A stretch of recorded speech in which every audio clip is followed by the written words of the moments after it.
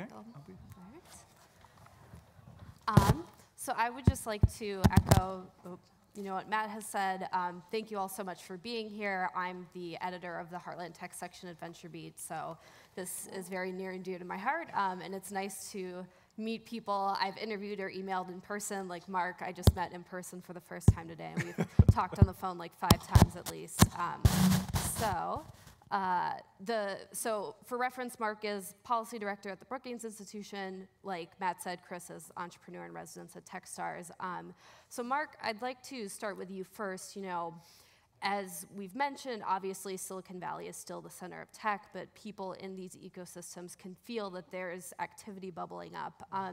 So, what trends are you seeing geographically in how tech is dispersing or not dispersing? Sure. So thank you, Matt. Thank you, everybody, for attending. This is a conversation some of us have been watching grow in force for a few years, so it's gratifying to see this, see you all. Thanks to VentureBeat. I lead a bunch of tech and economy and analysis work at Brookings. We have a particular angle on this. We don't think we really have a national tech economy. We have a networked set of local, bottom-up, connected ecosystems. And I think you guys are testimony to that. So I'm all about the geography of the economy. I think it matters where things are. And so what are we seeing? I think we're seeing a real interplay of 2 things I call divergence and convergence at the same time.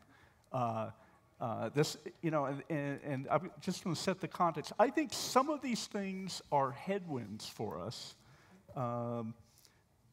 Some of the new work I've been doing has been showing some of the polarizing effects, the widening of differences. Right after the election, we looked at the deep divisions. If you look at,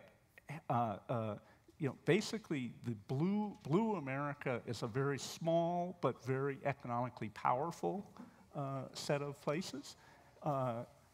And red America, very different. So there's a high output and low output dynamic. We've also seen incredible changes in growth. Still, big places growing much faster. And really, to an extent, tech to date has rewarded big. And I think it's changed the geography of the country. And so far, though, that is a huge factor. 93% of population growth since 2010 has been in big places, meaning over 1 million, 3/4 of employment growth. So I'm just saying these are some of the dynamics we're up against in a way. And then the tech economy itself has concentrated. We just were checking this in the last 2 days.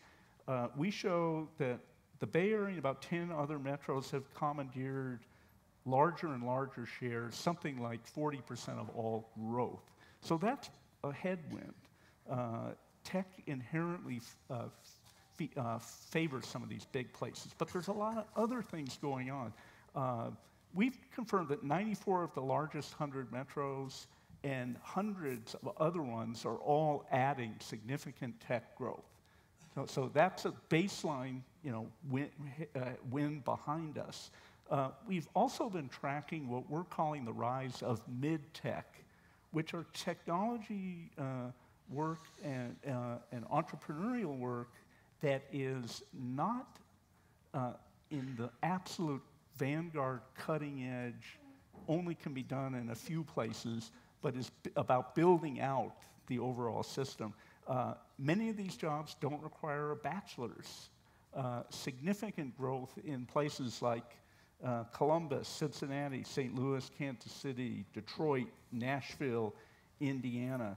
Growing pools of talent, often tied or surrounding a research university, but that's not necessary, and really adding a real pool of talent for the spread of this economy. So we think there's a lot of opportunity in the region, even as, make no mistake about it, tech is still dominated by these big guys. And meanwhile, there's entrepreneurship spreading in all kinds of fields beyond that. So Right. So it sounds like there's an opportunity to create a tech ecosystem that's different from some of these bigger hubs. I think lock-in is a possible very bad future for U.S. tech, and this spread of a divergent, bottom-up, locally distributed, unique set of other ecosystems in which it's not just tech per se, it's really everything as it interacts with digital. That's the special thing, and I think digital is unleashing this whole distributed, bottom-up set of ecosystems. I think the ecosystem world might not have really come to fruition absent tech. Yeah. So Chris, you're with Techstars right now, but you are a serial entrepreneur. You are still involved with the Raleigh-Durham ecosystem. I'm curious how you feel like the conversation about what it takes to build a startup ecosystem has changed, since you first started. Well, sure. I think like most of you out there, the conversations 10 years ago, 8 years ago, 6 years ago were kind of stilted, like, hey, can I find someone who wants to talk about this, right? And now they're here. And now we're all here, yeah. Yay us, right? So I think it's matured starting from zero and us a lot of figuring out kind of how this happens. I think the thing, obviously as an entrepreneur, I'm biased towards entrepreneurs, but the one thing that I would remind everyone is that as ecosystems, as communities start to grow, or at whichever kind of phase in this maturity you are, it's still all about entrepreneurs. And it may seem like a trite statement, but I say no entrepreneurs, no entrepreneurial community. And sometimes we forget that. And so my focus and the thing I remind all the people I work with is we always have to consistently put the entrepreneur and their needs in the middle. And as we can continue to help and grow entrepreneurs, community grows around that, and hopefully great things happen. So. Yeah. So do you have any advice as to how we can kind of center this conversation to make sure that entrepreneurs are always at the center of what it takes to build this ecosystem? Well, it's actually very, very simple. Whenever you're sitting there with a choice into how you want to act, ask yourself which choice would be best for the entrepreneur. And you consistently do that over and over again, not necessarily what's best for you, not what's best for your business or your organization. How will this help that entrepreneur get farther, or help connect that entrepreneur to the resources they need, or help inspire more entrepreneurs? And I think just that dialogue I continue to put that in my head every day, because we sometimes, as humans get caught up in we have that single lens of what's good for us, right? We all enjoy that, but let's think about the entrepreneur. Mm-hmm. And so with your role at Techstars, I think you said last year you traveled to 55 different cities, meeting with entrepreneurs there. So tell us a little bit about what you do when you get into a community and how you help them come up with like a playbook of sorts. Yeah, so the work that we started last year working with Techstars, we're a worldwide organization best known for our accelerator programs, now up to 41 programs in 30 cities around the world. That's 400 plus investments every year. We also run the organization that runs startup weekends, which there was just slightly less than 1,000 throughout the world. So do the math on that. That means there's a lot of startup weekends happening every weekend. And I think you touch about 30,000, entrepreneurs or wannabe entrepreneurs or serial entrepreneurs who come together in 54 hours. But we thought that there was another role we could play, and as some of you may know, there's a book called Startup Communities, came out 6 years ago by Brad Feld, who's one of the co-founders of Techstars, and kind of the three of us got together and said, I think there's a way that we can help. We're not exactly sure what it is, we're not exactly sure how best to help, but let's dive in last year. And so in 2017, I visited and talked to a lot of people, a lot of you all, some of you all, and communities all over the world. And here's what we see. And what we see is that we built kind of our lens has 5 pieces to it: culture, density, talent, capital, and institutional support. I'll run those through again because I'm going to do a little trick. Culture, density, talent, capital, and institutional support. And what we find in a lot of places, and by the way, that's kind of in order of importance in my view, and what we find in a lot of places is we flip that. That's not necessarily a bad thing. It's just that we think that there needs to be a cultural underpinning of how entrepreneurs get inspired, how they connect with people in their community, find the resources they need, right? This is a kind of a fear-oriented thing, being an entrepreneur. So how does a community kind of surround you? And so typically what I find is that, and this, you know, with all respect and very little judgment, a lot of economic development top-down approaches forget the entrepreneur and miss the culture. And so a lot of what our work and the observations we made is trying to get in and just trying to shift and create a little different mindset about putting the entrepreneur first and figuring out how the rest of us as investors, as economic developers, as government, academic, all the people that are make up the community, how they can best serve the entrepreneur. Yeah. And Mark, in your work, do you feel like there are certain, I use the term ingredients in terms of what makes a startup community. Are there any ingredients that you feel like are kind of overrated, underrated?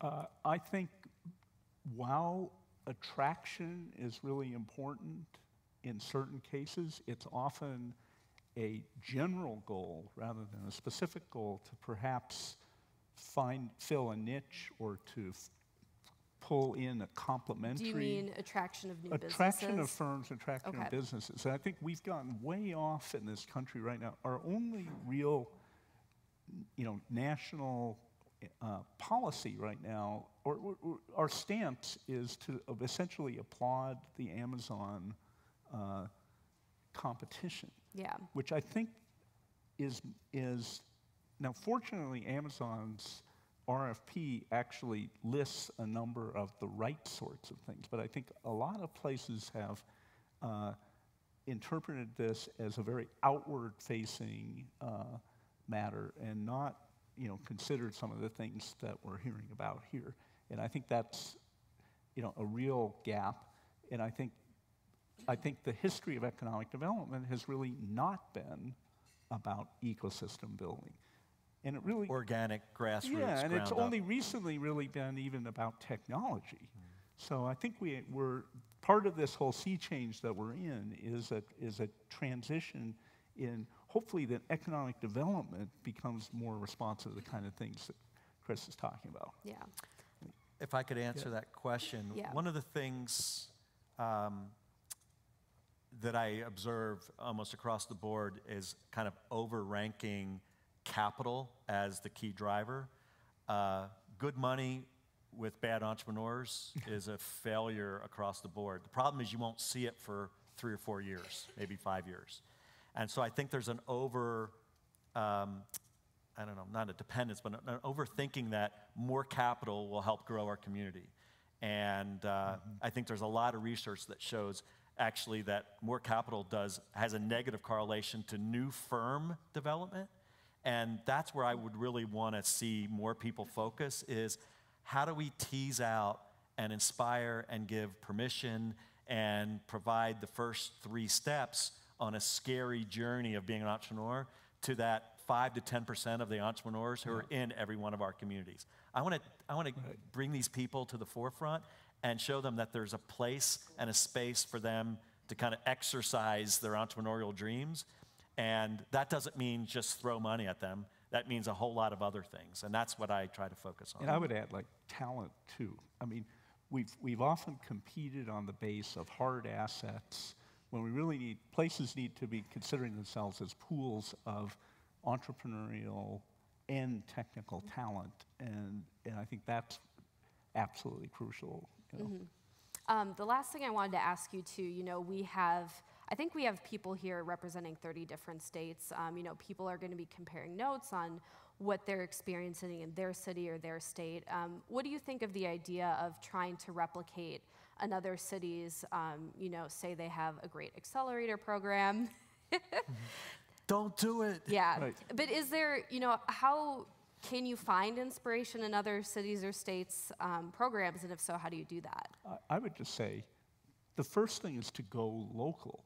I mean, I think we're proliferating an incredible vocabulary of actual particular tools. That's not the problem. It's really figuring out who you are, going deep, finding the passion, and especially also all of sort of the human capital side, the social capital, understanding how things connect. And don't ignore the ecosystem in the region. That is crucial.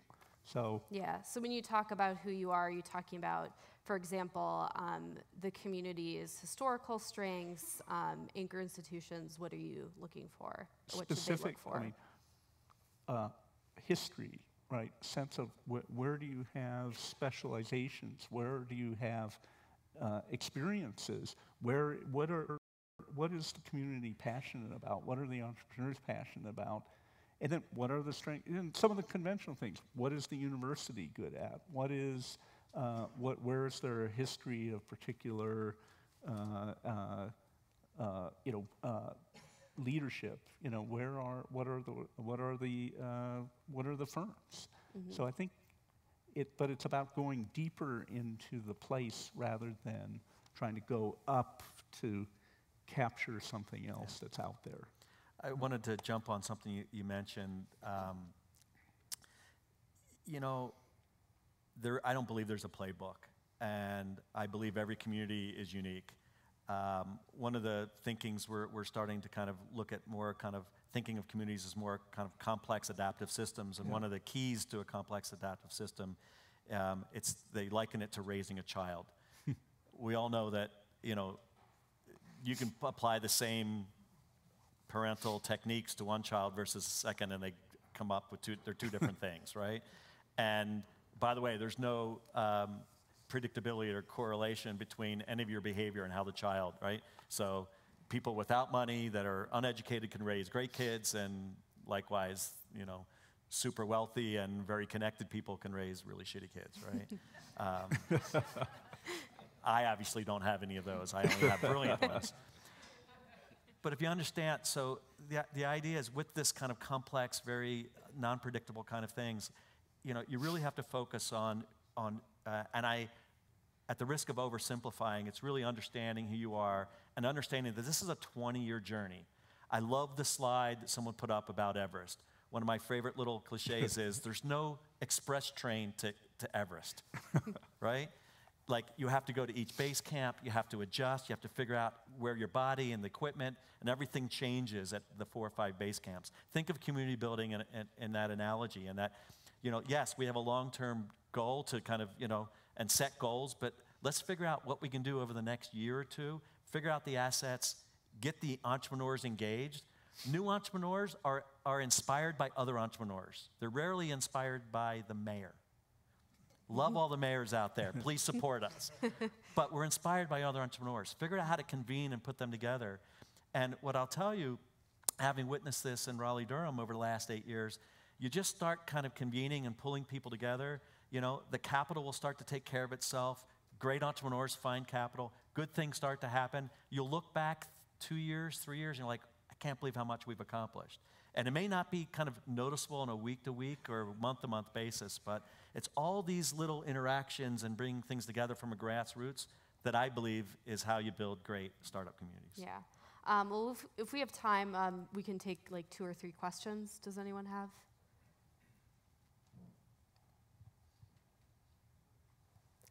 I'll go with you up front since you're closest. Are you going to open up a Techstars out here in Reno? No. Because I don't make that decision. That decision is made by Reno and its corporations and the people. I mean, yeah, maybe. So my community development, everyone knows what entrepreneur in residence means. It means we don't know what to call you. And can you just go kind of, troll around and figure stuff out. So my interest and why I'm sitting here is I want to help build community. One of those outcomes may be at some point, if you don't already have an accelerator, you'll do your own accelerator, or maybe it'll be a Techstars accelerator, or maybe it'll be someone else's accelerator. At some level, I don't really care because I want you to help build a great community. And a Techstars accelerator is not the only marker for success. It's just one piece of a really big puzzle. Mm-hmm. And then, oh yeah, over here. Can you talk a little